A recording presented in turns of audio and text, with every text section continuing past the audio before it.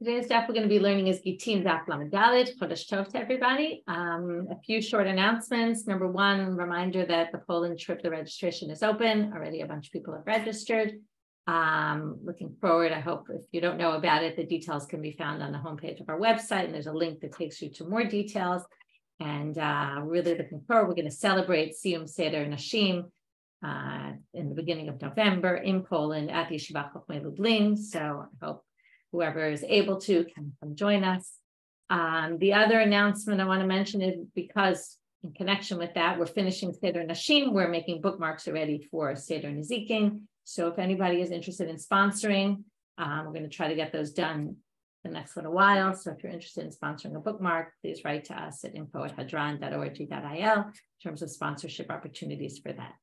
And since we started the fourth chapter, all about Tikkun Olam, I'll mention again that, first of all, Yafit Clymer in Machshava Shniya, Rabbanit Yafit gave a Shiur on our site about Tikkun Olam in general and why, who's responsible to do Tikkun Olam, why is Tikkun important from a philosophical perspective, why are there things that need fixing. Anyway, it's an interesting short Shiur.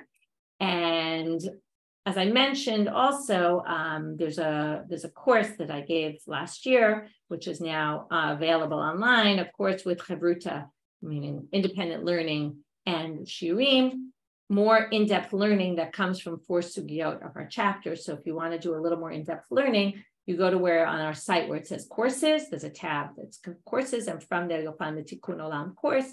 And then it's the courses are free and available and all digitally available. So if you want, you can listen to those shiurim to get a little bit more in depth, because there's so much interesting about this chapter, as there are many sugyot, but it's a particularly interesting chapter, and there's what to delve into. Okay, we're going to get started.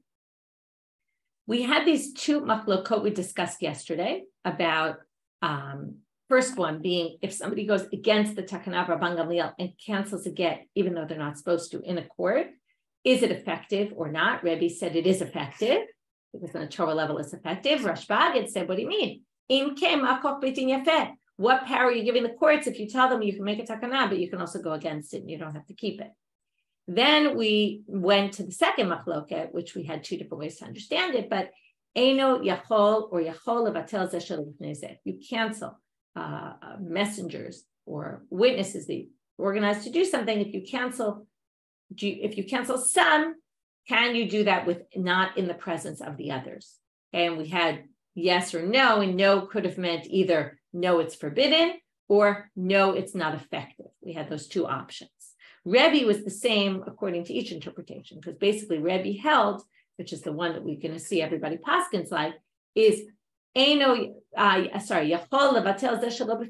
can cancel some and not the others, because the others can still go ahead and do it, because when you cancel some, well, you're really just canceling their ability to do it, but other people could still do it. You're not canceling the action itself, you're canceling their ability to do that action, and therefore other people can do it, and therefore it doesn't matter if they know that you canceled the first group or not.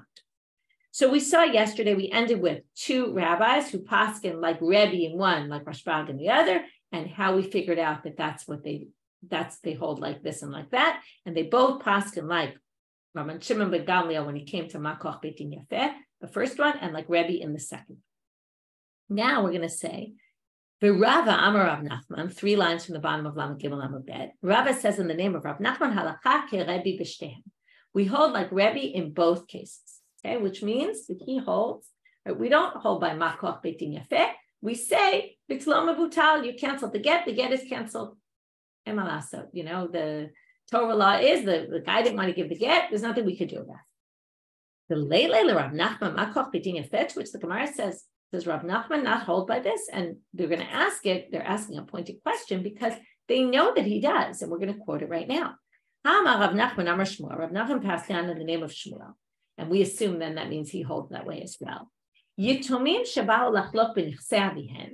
If there's orphans who are minors who want to collect, divvy up the father's property, Beit Din ma'amidim lahem apitropos. So the Beit Din, if they don't have their own apitropsim, the Beit Din appoints an apitropos for each one. They each get their own court-appointed apitropos who's going to take care of dividing up the property. So each one tries to pick a good portion as if they were the orphans themselves, right? They each kind of come in place of the orphan and say, this is the portion we want, this is the portion we want.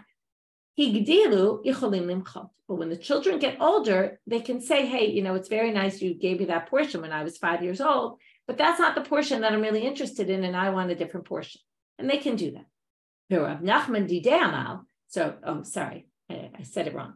Rav Nachman said in the beginning, he said this in the name of Shmuel, and then he himself, I missed that point. Now I realize it. Rav Nachman Didei, Rav Nachman himself, though, after quoting that this was Shmuel's opinion, he himself said, Higdilu ein yecholim limchol. Rav Nachman said, I disagree with you, Shmuel. I think when they get older, they can't start saying, I don't like what the court-appointed guardian said. Because if so, what is the power of the court? If the court has power to appoint an apotropos, a guardian for these children, and then the children can just go against it, so what was the point of appointing a guardian? So therefore, you see that Rav Nachman holds. We do go by this claim, makoch beitin yafeh. And again, it leads to people saying, oh, very nice, court appointed, but we don't really care if you're court appointed, because look, if in that case they went against what the court-appointed guardian said, so I don't need to listen to you, and you, again, get to a case where nobody really respects the system. To which the Gemara answers, you're comparing apples and oranges. Hatam mamona, hacha isura. In the world of mamonot, that's a financial issue. In the monetary law, of course, you can say makoch beitin yafeh, because in any case, who really, right? First of all, the orphans got what they deserved. It could be that he didn't like this particular piece or that, but in the end, right, it's all just money. And the court, and Rashi reminds us, if you don't remember this, the hefker beitin hefker. There's these rules that the court can switch money and say, oh, what you think is yours really is someone else's. And they have that power. So in the world of mamonot, they can do that. And we can say, because of that, since the court could just move things, we uphold what the court says no matter what. But here we're talking about, is a woman married, is she not married? That's already a whole realm that the rabbis can't start saying, oh, we're going to determine if you're married, we're going to determine if you're not married. No, that there's something more absolute about it in terms of, there you can't just say, well, in order to uphold the power of the court, we can say, even though the husband didn't really want to give you a get, really you're divorced and you can go get remarried. That's a whole different story. There he's not willing to say makoch beitin yafeh. And we've seen many times where we make distinctions between monetary law and what we call isur v'heter, the laws of prohibitions. Now we get to a story, and this story is going to lead to a machloket, a very basic machloket between Abaye and Rava. And the reason why this is a very basic machloket is because it's in general, when Rava and Abaye disagree, we always paskin like Rava, other than 6 cases. And the Rashi Tevot, the abbreviations for the 6 cases is Ye'al Kigam, Yud Ayin Lamed, Kuf Gimel Mem. You can look it up. I don't want to spend time today going through all the 6 cases, although we will start to see. We're starting now. We're going to see in Kiddushin, we're going to see in Makkah, we're going to see in a bunch of upcoming Masechtot, all these 6 or most of these 6 cases, Yeush. Anyway, we're going to get to Baba Metzia. So these are 6 cases. The Gimel is our case, which is called gilui daat beget. We'll talk about in a minute. These are the 6 cases where we actually hold like Abaye. And you're going to see in our Gemara how we know we hold like Abaye, because in the end, the Gemara is going to paskin like Abaye. Gidu bar Eli. So this was the guy. His name was Gidu bar Eli. Shadar Gita lidibitu. He sent a get to his wife. Azal shlicha eshkacha dahvayat v'nav. So his shaliach goes, the messenger goes to the wife, and she's sitting there weaving. So she's busy. He comes to the door. Amar la hagitech. He says, here's your get. Amrale ziel hashtamia v'tala machal. He says, you know what? Come back tomorrow. I'm busy. I'm in the middle of my weaving. Don't bother me. Come back tomorrow. So the messenger goes back to the husband and explains to him what happened. Patach va'amal. The husband opens and says, Baruch hatov amitiv. Okay? I don't know how to translate exactly Baruch hatov amitiv, but blessed is the one who's good and does good. Okay? Like thank God, basically. Now, what does it mean when he says thank God? Right? What does it mean? Abaye amal Baruch hatov amitiv v'lo batel gita. Even though probably what he meant was, I want to cancel the get. I really wasn't interested in giving it to her. I changed my mind, and I'm so glad that you came back with the get in hand and didn't give it to her. It's probably what he meant, but Abaye says it's very nice to say Baruch hatov amitiv, but lo batel gita. That is not a language. We had a whole thing before about what language you use to nullify a get, and it was definitely not listed there. Baruch hatov amitiv, right? So even though it's pretty clear, and this is a bit of a question, when we have gilui daat, what do we mean? How clear does it have to be considered gilui daat, right? And maybe that's why Abaye doesn't think that this works, because even though maybe it's 80% clear or 90% clear that he meant, because I really didn't want to give her the get, maybe he meant something else. Maybe he said, thank God, because, today wasn't my lucky day and I'd rather do it tomorrow. Or, who knows? Could have been any one of possibilities, even if it's a small possibility, but maybe he wasn't really canceling the get. So Abaye does not accept this. Rava amal, Baruch hatov amitivu batel gita. Rava says, of course, that's what he meant. He meant, thank God you didn't give it to her. I really didn't want to give this get. And of course, the get is canceled. So, but my kamifloge, what's the root of their machloket? Begilo dat begita kamifloge. Their whole machloket is when you indicate what your intent is, even if you didn't say, ani mevatelet a get, I'm canceling this get, or batali, or whatever, all those languages, that could work. So, Abaye doesn't accept this in a get. You can't do this. If you want to cancel a get, you have to say, I am canceling this get. Again, when we say cancel get, we really mean canceling the messenger to bring the get. But you have to say that.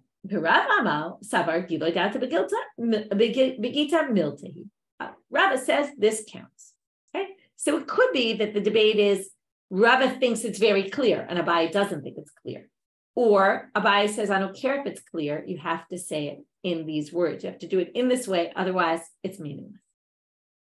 So now we're going to bring proofs for each of their cases, for each of their opinions. They're each going to bring it from a situation that happened. And they're both cases where they force men to give a get, which is interesting in terms of, right, we talked about this already. There's all these cases where you see that they force people to give gets. Now, again, forcing means ad shiomar rotzani. In other words, in the end, otherwise it's called what's called a get me'useh, which is spelled mem ayin vav sin hey. Me'useh, which is a forced get. You can't have a man give a forced get. We know that because the man has to give it willingly. But you can, and the rabbis did, try to force people to give gets until they basically, right, either by beating him up, which we're going to see in one of these stories, and in order to get him to say, I want to give this get. So now we have our story. What happens here? I'm a Rava, mina aminala. So Rava says, what's my proof? We saw this language, by the way, with Rav Nachman before, who said, mina aminala, where do I get it from? That you could do it in front of two, right? And then he brought a mission. So Rava says, where did I get this from? Rav Sheshet forced someone against his will, right, to want to give a get. Okay, so basically the guy said to witnesses, go write the get for my wife. And then after he was forced by Rav Sheshet to write this get, the guy goes back, the husband goes back to the witnesses and says to them, Rav Sheshet live till Gita. He says, Rav Sheshet told me to tell you to cancel the get, which really means what? I want to cancel the get, right? Obviously, Rav Sheshet didn't say you should cancel the get, but he says to him, Rav Sheshet told me to tell you to cancel the get. And when Rav Sheshet heard this, he said, he canceled the get, you need a new get. Now, that's Rava's proof. Rava says, look, it's gilui daat. He didn't say, I want to cancel the get. He said, Rav Sheshet wanted to cancel the get. So that's gilui daat. What was he basically indicating? That I want to cancel the get. So this works. There you see, gilui daat beget works because Rav Sheshet made him give a new get. Abaye says the following in reaction to this. Is Rav Sheshet someone who has the capability to cancel the get? No, of course not. Rav Sheshet can't cancel the get of some random person, right? He can only cancel his own get. Therefore, ihu batle. When he said, Rav Sheshet told me to tell you to cancel the get, this isn't gilui daat beget. This is cancellation of get. He's just saying Rav Sheshet, but what he's really saying, not what he really means. What he's really saying is, I am canceling the get. I am telling you to cancel the get because he knows, and this is now he's going to explain, why did he say that Rav Sheshet is telling you? Mishum dafnoi. He's worried they're going to beat him up. Here's where you see they beat people up. He's worried about getting beaten up. And therefore, he wants to say it in this language of Rav Sheshet told me, but it's basically equal to, it's not we think he's saying, or it's revealing what he really thinks. It is what he's saying. He's saying, I want to cancel the get. He's just, instead of saying he says Rav Sheshet in order that they don't beat him up. But it's clear he means I, and that's why Rav Abaye says this isn't even gilui daat. This is him saying it explicitly. First of all, notice the difference also between the case before. The case before, he never said anything about canceling a get. Here, he even uses the language of canceling a get. Okay, it's just he puts it in someone else's mouth, but it's really his mouth speak. So there's a debate about whether, you can see why also it gets unclear. What is considered gilui daat? What is not considered gilui daat? It's also unclear. Amar Abaye, mina min Allah. So now Abaye says, what's my proof? Here's another case. It's one of my favorites. Rav Yehuda eshkele gite lechatne de Rabbi Yirmiyah b'Ra'a ubat. There was the son-in-law of Rabbi Yirmiyah b'Ra'a who wouldn't give a get to his wife. Rav Yehuda forces him into giving a get. And then after he agrees and he says, write a get and give it to my wife, batle, he cancels the messengers. Tana ashkale, again, he convinces him to give the get. Ubatle, and then he cancels it again. By the way, this goes on a lot nowadays in Mesurabe get cases where they'll put sanctions on the husband will agree, and then like a minute later, he's like, oh no, forget it, or things happen and then they cancel. So this is actually things that it's not super common. I mean, Mesurabot get is not a common as it is, but it's widespread enough. And there are cases where this kind of thing happens. So twice it happened that the guy said, I'm going to give you a get. And then he already changes his mind immediately. So time number 3, Rabbi Yehuda gets him again to agree. He says, witnesses, please go write and give a get to my wife. And in order to prevent him from canceling the get, what does Rabbi Yehuda do? Amar lehu l'sadeh says to the witnesses, Otivu keri bo'odnaifu, go put a gourd in your ears. You want to know how a gourd can get in someone's ears? You can look in the Steinsaltz, although I still don't really get it, but in the Quran they have a picture of a gourd that's round, but has like a pointy part at the top. And I guess you could stick that in your ear. I don't know how it doesn't fall out with the big round part. But anyway, try to imagine. What I think of always when I read this is my kids had this, you can read book, when you're little. There's a carrot in my ear, and it was this funny thing about having carrot in the ear. So carrot maybe makes a lot more sense. Anyway, put a gourd in your ear, uktovule, and write it so that you don't hear him telling you, right? This is like a tree falls in a forest and nobody hears, right? Did it fall? So, you might cancel it, but the witnesses won't hear, so they'll just go ahead and do it. So now they say, now they can't hear, but what can they do? They can see.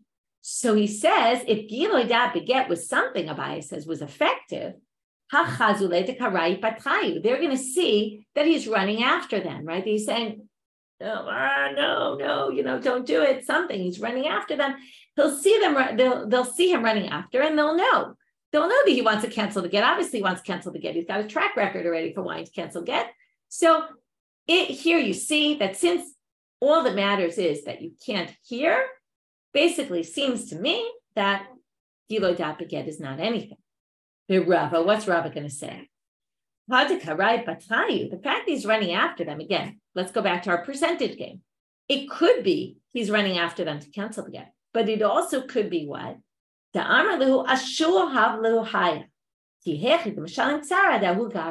Maybe he's running after them saying, hurry up and give her the get. I want to be done with this. Okay, at this point, maybe he's broken enough that he's just had it and wants to be done with this and doesn't want these people on his back bothering him about writing the get. And maybe he's trying to say, just give it to her already. Okay, and that's a possibility. And therefore, Rebbe says this is a gilui daat beget because it might not mean, right? It might be something else. Okay, he might be indicating that he actually wants her to give the get. So that, again, we saw a proof of Rava. Abaye does his reading of that story, and the proof of Abaye, and Rava does his reading of the story. It's always interesting how different people could look at a different situation and understand it differently. Okay. Next, another proof that Abaye is going to bring. Amar Abaye, mina aminala, and this we saw, and maybe you thought of this when I gave the situation of the guy running after. It sounds like another case with the guy running and trying to indicate what we just had. Ilo Ahuda Amar lahu, he said to them, to the witnesses, Ilo atina taltin Yomi lehavigita. If I don't come after 30 days, this will be my get if I don't show up. Ata upaske mabra, and then he gets there, and remember the river's in the middle, and there's no ferry boat to go from one side to the other. It's maybe stuck on the other side. Amar lehu chazu datai, starts screaming, look, I'm coming, right? But he doesn't actually get to the city. Amar Shmuel, lo shmei matya, and Shmuel says, he didn't arrive in the city, it doesn't count. Now, why doesn't it count? Because, right, even though he was clearly indicating, I meant to come back, and I didn't mean for this to be a get, but it doesn't make a difference. Comes Rava and he says, this isn't gilui daat beget. Rava atam lebitule gitabai. We've been talking about gilui daat in cancellation of get. This isn't a cancellation of a get case. What is this case? Hatam lekiyuma tna'ei kabai. He's trying to fulfill a condition. The condition was, right, if I don't come in 30 days, right, this will be a get. And if I do come in 30 days, this won't be a get. He was trying to fulfill the condition of if I do come in 30 days, and he was trying to get there. But that's a whole different world. Like the same way before we said there's monetary law and there's prohibition laws, and those are different. There's canceling a get and there's fulfilling conditions. Fulfilling conditions, we don't take, oh, I tried to fulfill the condition. That doesn't fly. But that doesn't teach you anything about gilui daat beget. So it could be that this doesn't work, but gilui daat beget, trying to cancel a get, it would work. So this is kiyum t'na'eh, v'halo yikayim t'na'eh. When it comes to fulfilling a condition, you have to actually fulfill the condition for it to be. But when it comes to canceling a get, we need to know what you're thinking, because it's all about giving a get with your intent. So the Rabbi says, if you intended, it doesn't matter that we didn't, that it wasn't, you didn't say it in the exact word, but you clearly want this get to be a get, and therefore it's not a get, right? Gilui daat counts. That's Rabban. Okay, another case. So again, two ways of reading the story. Abaye says this is the same thing. It's basically he's showing what he indicated. In the end, he's still showing, I don't want this to be a get. It's not so much different than bitul. And Rava says, no, bitul get is different from fulfilling conditions. Those are two different tracks.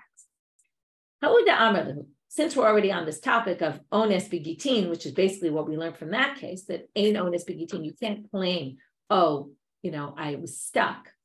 So another case, he said to the witnesses, if I don't marry her within the next 30 days, here we're talking about they were betrothed. If you remember, you need a get from betrothal, and he's supposed to do the wedding. And if he doesn't do the wedding, he doesn't make the wedding within 30 days, then this will be a get. Kimatu taltin yomin, when the 30th day came and there's no wedding to be seen, Amar lehu hatarachni, he says, listen, I was trying, the food's not all ready. Not everything's right. Could you imagine you get to the date of your wedding and it's just not ready, and you say, okay, we'll get married a few weeks later, right? But in those days, that's how it worked. It wasn't like they sent out invitations and everybody's coming and all that, right? They lived in a town. They just tell everyone, okay, we're having the wedding tonight. So I've been doing wedding preparations, but I just didn't finish everything. You could tell me whether that's onus or not. Maybe he wasn't so good about planning, but basically they're going to call that onus. That's right. It wasn't his fault. He did what he could, but it just didn't work out. So now they say, well, what would be a possible response to this? Like, could we say that the condition was, in other words, he said, this will be a get if I don't do this. So now the question is, can we say he tried and it didn't work, and but we're not going to make it a get yet? If you say he was anus, it was beyond circumstances beyond his control, ein ones b'gittin. We don't use that claim in get case. By the way, why don't we use ein ones b'gittin? The reason we don't use ein ones, there could be a bunch of reasons. One of the reasons, I'll just give you one that commentaries say, is that it's very similar to what we saw yesterday about the takana bunot. They were worried that imagine you're a woman and the husband says, if I don't come back within 30 days, this will be your get. Now your husband doesn't show up in 30 days. Now, if ones b'gittin worked, and it would be a good claim that you would say all the time, you'd think maybe he was trying, maybe it was circumstances beyond his control, and you won't get married based on that get, because you'll always be thinking, you might, and it's not necessarily, but there are women who would say, oh, maybe he really wanted to, you believe inside that your husband didn't really want to divorce you, and you think, or again, maybe he went out to war and you're just still hoping he's coming back. And then you don't want the get to be a get. So if you say onus counts, then you basically leave things open-ended till you find out, which you might never find out, was he anus or not. And then, by the way, either the women will feel this way, or if ones b'gittin would work, it's the same two sides we saw yesterday. She'll think she's divorced. Maybe this is the other track. It turns out it was circumstance beyond his control, but it's not like the case where he's screaming across the river saying, I'm here. He's not, but it was beyond his control. He got arrested. Something happened, right? You can imagine a million scenarios. And then she's actually really not divorced. So it's very complicated to start accepting takanot ones b'gittin because you could create all sorts of problems in the future. So number one, we're not going to worry about ones b'gittin because they ain't ones b'gittin. So even if he says, right, I tried, it doesn't really help. Now maybe he's saying this is gilui daat, right? I'm basically saying I really don't want to divorce you, and then maybe it shouldn't be a divorce. Well, plukta Abaye and Rava. Remember, that's a machloket Abaye and Rava. And first of all, Abaye said, no, we don't accept that. And Rava said, this is kiyum t'nai, this isn't bitul get. So he also wouldn't actually think this was valid because even in kiyum t'nai, he thinks that you have to actually fulfill the condition. So in the end, there's nothing to say for this, they're divorced. Same thing with this next case. He said to them, if I don't marry her by Rosh Chodesh Adar, this will be a get. It was almost Rosh Chodesh Adar, and they said, well, we don't see a wedding, I guess you're divorced. And he says, classic, didn't we say Nisan? Right? How many times does it happen? You have an appointment and you mess up, you think, oh, didn't we say that day? And you're convinced that was the day. And you really just made a mistake. He thought that he said Nisan, but somehow he really said Adar. So again, what are we going to say here? You're going to say, look, I really was sure it was Nisan, but we don't take that as a claim. Again, same thing. Same thing. Either Abaye says it's nothing, or Rava says this is kiyum t'nai, it's not bitul get, so it doesn't make a difference. So in the end, she's divorced in both these cases. The hilchata, end of the sugya, hilchata kenachman, kenachmani. This is a clear mnemonic device, okay? And it sounds like nachman kind of thing, right? But anyway, so we pass him like Rav Nachman in the first machloket. It's actually the second, but we saw bifnei kama bivatzlo. Rav Nachman says 2. Rav Sheshet says 3. So we pass him like Rav Nachman that's in front of 2. We pass him like Rav Nachman on Lamed Gimel Lamed Bet at the very bottom where we started today. Halachat ki Rebbi b'shtehen. We hold, yes, in the end, we paskin bitlom bebutal, even though there were those other rabbis who didn't paskin that way, paskin like Rosh Bagim came out, koch bitin yafeh, we actually paskin like Rebbi. If he counsels against takanot Rabban Gamliel, it is effective. And yachol levatel zeh shelo b'fnei zeh, cancel some of the witnesses without the others. And hilchatak Nachmani, who's Nachmani? Abaye. Abaye was the son of Nachmani, and he's sometimes called Nachmani. And we paskin here, we see that we paskin like Abaye in terms of gilui daat beget is not anything. Okay, so what we start today to review this first side of the daat, and then we'll move to the next part. What we saw was number one. Again, this was already a good review. We started with Rav Nachman's psika like Rebbi b'shtehen. We said, what about makoch bitin yafeh? You see in the orphan case. Then we said we distinguished mamonot isurim, and then we saw gilui daat beget. Is it something? Is it not? We saw Abaye's proofs. He brought 2 proofs. Rava brought 1 proof, and each one kind of responded to how they read that situation in a different way, and therefore it doesn't prove. They think it doesn't prove the other one's opinion. And then we got into these 2 cases at the end of these conditions, since we were mentioning conditions, and basically connecting it with, well, it's not right. We don't accept gilui daat beget, and it's we don't accept ones b'gittin. So both those cases, she's actually going to be divorced. New Mishnah. Okay, we're going to see 2 more Mishnayot. In the beginning, originally, Gittin used to have, okay, here's a little bit of a strange thing, mishaneh. If he changed his name, many people would change their names when they got to another place, either because the name was in uncommon use, right? Let's say you're Israeli, you move to America, and your Hebrew name is just something people can't relate to, or the reverse. You go to America from abroad to Israel, and then you say, oh, this name, nobody can, I want an Israeli name. So you change your name. And so originally, if you changed your name, they would put in your new name, like what you're known in this town. Okay, his name, her name, the name of the city, the name of her city.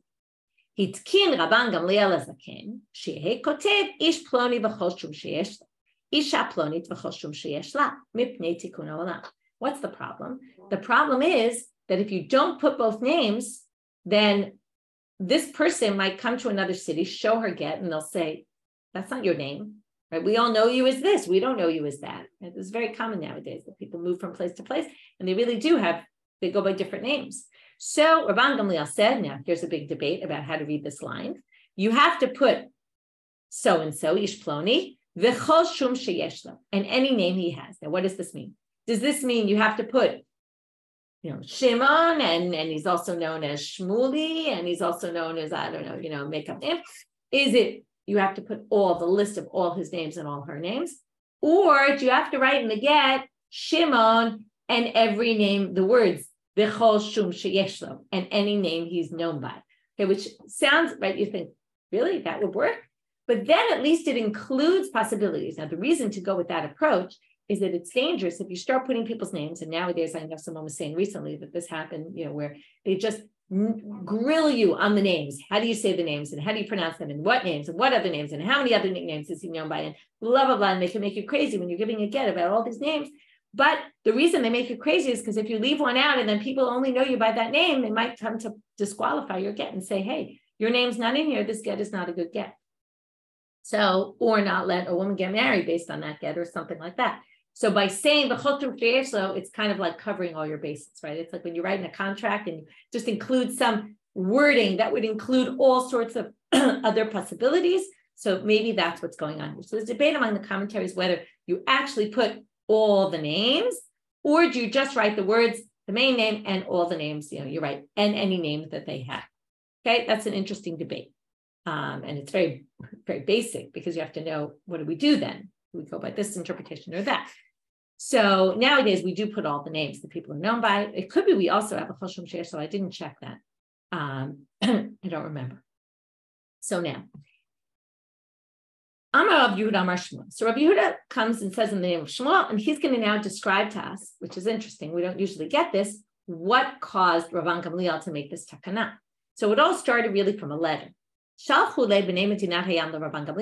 from abroad wrote to Rabban Gamliel and said, the people who go from there to here, okay, basically the people abroad say, people who come from Israel to Medinat Hayam, Shmo Yosef, Karim lo Yochanan, Karim lo Yosef. And he's known by different names in each place. How are they supposed to divorce their wives? It's super confusing. Which name do we put? And let's forget about it'll cause confusion. It's more a problem that we don't even know how to write a get. Where do we start? Do we write this name? Do we write that name? Which name do we write? So Amar Rabban Gamliel v'itkin shiu kotvin ish ploni b'chol shum sheyesh lo isha ploni b'chol shum sheyesh. Now you can see why the option of v'chol shum sheyesh lo would work, because all you're doing is you're saying he has two names. We don't know which to put in. So you put in one and you say, and all others, which includes whatever other names he's known by.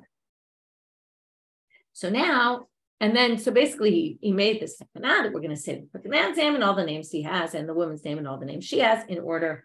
Here, it's basically to prevent problems with people can't even start to write again, okay, because they don't even know what to write. Amar Rav Ashi. Rav Ashi said something which also is interpreted in two opposite manners, which makes it very confusing. It's only if he's known with these two names. Now, Rashi explains it means if in this city we know that he goes by both these names. In other words, if people in our city know him by two names, that's when you're going to have to write all the names. But if he's known in one city only by one and in another city only by another, then you don't actually need to write both names. The Rashba says the opposite. He says, if he's known by both names here, what's the difference? We'll write one name. Everybody knows him by both names, so they know that that's who we're talking about. It's specifically when he has a name somewhere else, and maybe the get will get to there, and the woman will move there, and she'll try to prove it, and they'll say, who are you, and what? We only know this guy, and then you would need to do it. So there's a debate, and itself saying itself in the opposite about how Rav Ashi is actually limiting this case, which obviously makes it more confusing. Sometimes I don't like to confuse you. I like to give one interpretation, but this is an interesting figure where there's a lot of, I know it might confuse you a little bit, but it's interesting to see the opposite approaches here. Amalei Rabbi Abba le Rav Ashi. Rabbi Mary Rabbi Elazar kaim l'kavatech, as Rabbi Abba says to Rav Ashi, there's some other rabbis who also agree with you about this, that it's only the itchazik trei shmei, which again, two possibilities what that means. Tanya kavateh to Rav Ashi. Now they bring a braita to support Rav Ashi. Okay, here's a man, he's got two wives and each one in a different place, a little bit strange situation, but he's got two wives. Anyway, strange for us to think about, but one's living in Judea, one's in the Galil, and he has two different names, one Chava Yehuda and Chava Galil, one he goes by in the Judean area, and one he goes by in the Galilee. And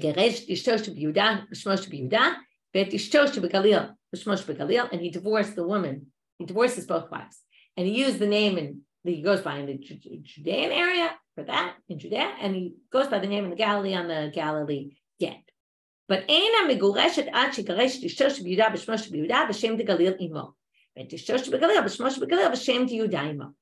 but they rule here that it doesn't count unless he puts both names. Okay, he has to use the name he's known by and the other name is known by in the other place. But if he goes and divorces her somewhere else, not in the Judea, not in the Galilee, let's say he goes to Babylonia somehow and divorces her there, then she's migureshet even with one name. So now they say, I don't understand. Doesn't it say you need both names? So it must mean, and again, depending on how you understand Rav Ashi, whether like Rashi or the Rashba, but let's just go with Rashi, it must be in the Judea and the Galilee, he was known by both names, and that's why you need to use both names. But in, let's say, Babylonia, wherever this other place was, he was only known by one name, and therefore it was enough to use one name. And that's how they prove Rav Ashi. It doesn't say so explicitly in the Breita, but it's implied from the Breita. Now we have another, end with one last thing here before we get to the next Mishnah. Another case. Miriam, uporta Sarah. Most people called her Miriam, but a few people called her Sarah. Amrin Hardea, Miriam b'choshum sheyeshla, below Sarah b'choshum sheyeshla. In Hardea, they said, you use the word, the name Miriam. Now, again, this all depends how you understand b'choshum sheyeshla. And this would kind of support the opinion that you actually use the words b'choshum sheyeshla. So basically, we're going to use Miriam and then write b'choshum sheyeshla, or it means we're going to use Miriam first and then Sarah. In other words, the order of the names goes in the order by what you're more known by. You start with the important name, the one that everyone knows you by, and then you add the less significant names or the less popular, the less common names. And then that's what it means. Okay, so again, we saw here a lot of different interpretations of a few things, but if we do just go with the basics without getting into summary of all the different opinions, but we have. Originally, they would just put one name, the name the person was mostly known by in that place. They changed it to say we have to put in all the names, or again, just this quote and including all the names. But Rav Ashi, and then we saw how the takana got started. Because someone asked Rav Ashi, how are we supposed to write a get? We've got two names. Which name are we supposed to put in? We don't even know what to do. And he basically made this takana. Then, notice, by the way, it's again Rabban Gamliel. Okay, some of the takana we're going to see are Rabban Gamliel, not all of them.